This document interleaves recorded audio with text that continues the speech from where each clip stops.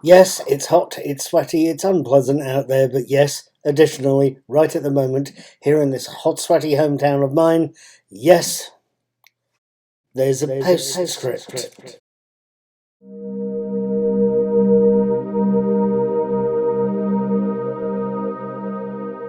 Right then, hello there, good morning, good evening, good afternoon. My name is Paul, I'm also called Knickknack.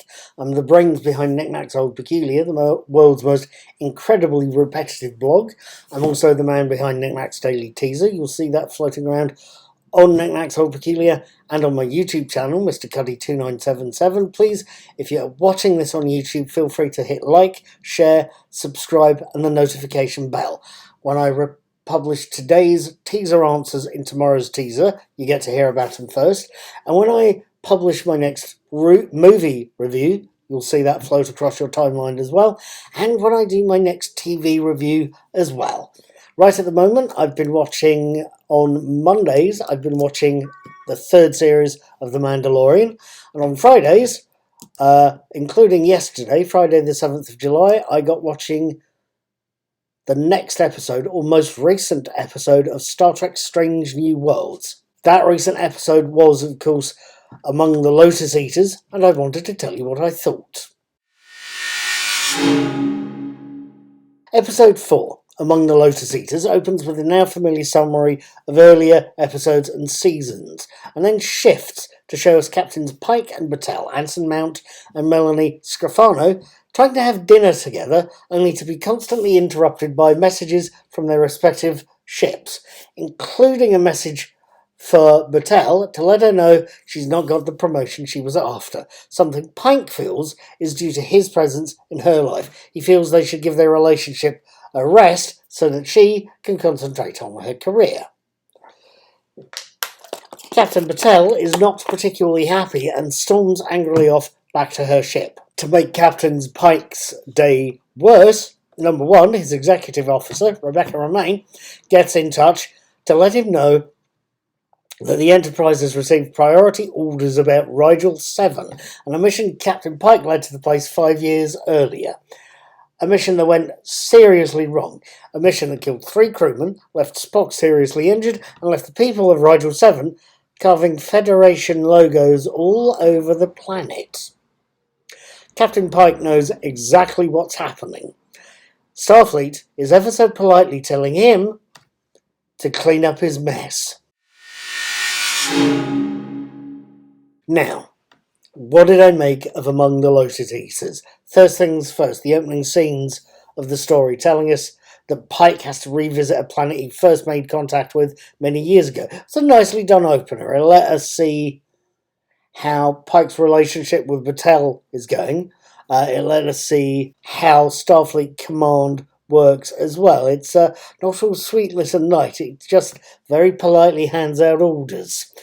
The basic plot device, a planet whose population is deeply affected by radiation in a way that seemingly temporarily mimics dementia, the memory loss associated with dementia, with that radiation also affecting visitors and a Starfleet rogue officer exploiting the place for his own ends.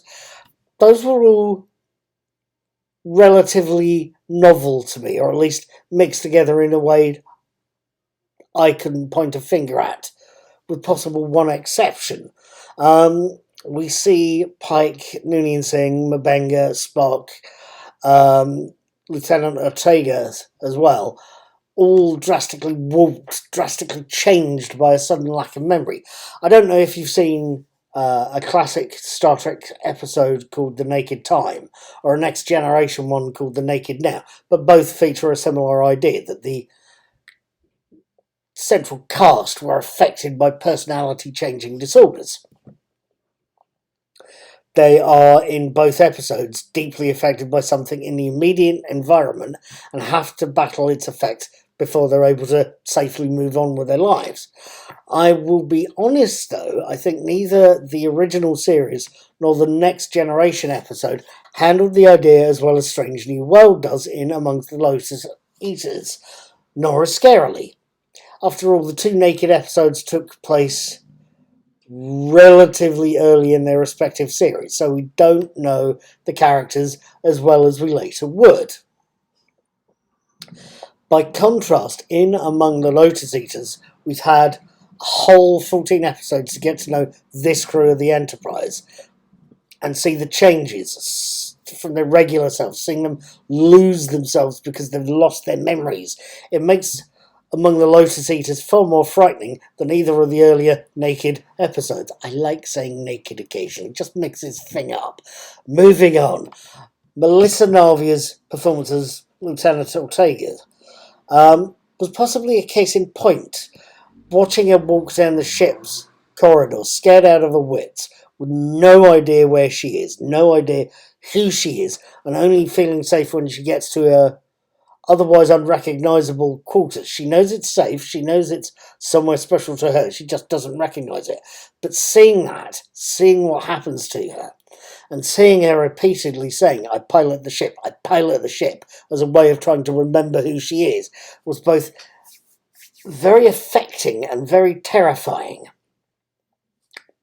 Terrifying, affecting, petrifying. I think I've used that at least once so far. Yes, very much so. That does not mean I've not marvelled at other things in the episodes. The exterior shots, for example. I don't know where those were filmed beyond the fact it's somewhere in Ontario, and obviously somewhere mountainous, snowy and gorgeous to look at. I really couldn't tell you exactly where it was filmed, apart from in Canada. It's just I could tell you, the only thing I could tell you for sure is that it looked beautiful. And with the addition of some sort of violet filter on the camera lenses or added in post-production, it's both beautiful and alien looking. The atmosphere is different, hence the purple twinge. Combine that with the interior shots of the castle, a castle that's supposed to shield the planet's rulers from the radiation making their population ill, we frankly have another superb episode in another very strong series. Yes, before you ask, I was deeply impressed and moved by Among the Lotus Eaters, and yes, I want to see if Strange New Worlds can keep up the incredibly strong second series that they've produced so far. Yes, I will be sitting in on Friday the 14th of July watching Charades, the next episode, and I will be posting my written and video reviews of it by Saturday the 15th of July. In between now and then, I am going to be watching The Spies, Chapter 24 of The Mandalorian, on the 10th of July 2023, and hopefully I'll remember to put the details up there if you're watching this on YouTube, and I will be giving you my written and video reviews on the 11th of July. I will see you then. Until then, live long and prosper. And more importantly, be seeing you.